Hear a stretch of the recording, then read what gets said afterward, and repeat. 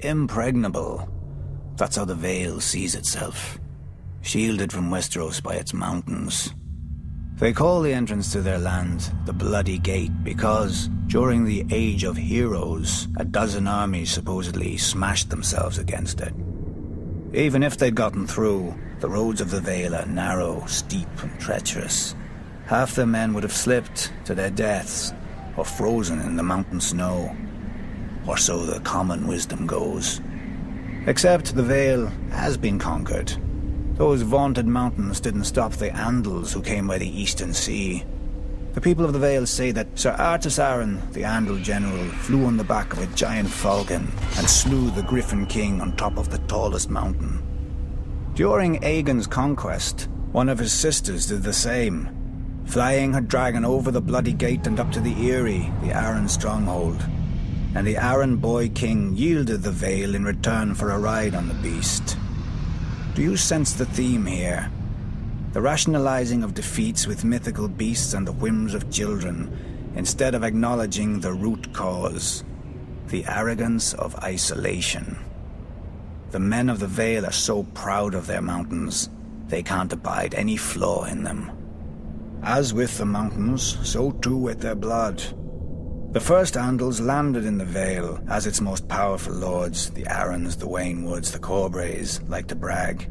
Through their veins runs the blood of the oldest Andal nobility in Westeros, but through their brains runs an even older folly. That blood matters. If it did, those pure-born lords should have been able to exterminate the hill tribes centuries ago. But those primitive raiders, whose tribes more resemble kennels than families, continue to plague the Vale, even kidnapping an Arryn once. Until Tyrion Lannister, an outsider, no Vale lord ever thought to turn the tribes to the Vale's advantage.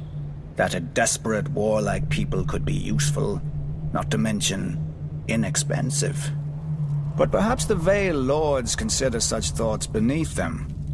After all, the Vale's isolation does breed an abundance of honor and pious bleating, which governs their decisions instead of foresight. Like a blind man who can only guess where his horse is taking him. I doubt Jon Arryn had even prepared for civil war when he raised his banners instead of handing over his young wards, Ned Stark and Robert Baratheon, to the Mad King.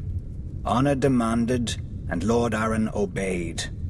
He'd have done the same if the boys hadn't been the lords of two great houses, who could field mighty armies of their own. But perhaps I give him too little credit. After all, if the war went against them, only Lord Arryn had a nice, impregnable castle to retreat into, and he was wise enough to take poor Lysa Tully into his bed to win the Riverlands as allies. Jon Arryn won, then Jon Arryn died. Wisely, the Vale stayed out of all the ensuing chaos. Its crops did not burn or wither in the fields from lack of men to tend them. Its strength was not drained by forced marches to futile skirmishes. In the Vale, life proceeds as it always has. Calm, proud. A world of high honor undisturbed by armies and men of low birth, but high ambition. Impregnable.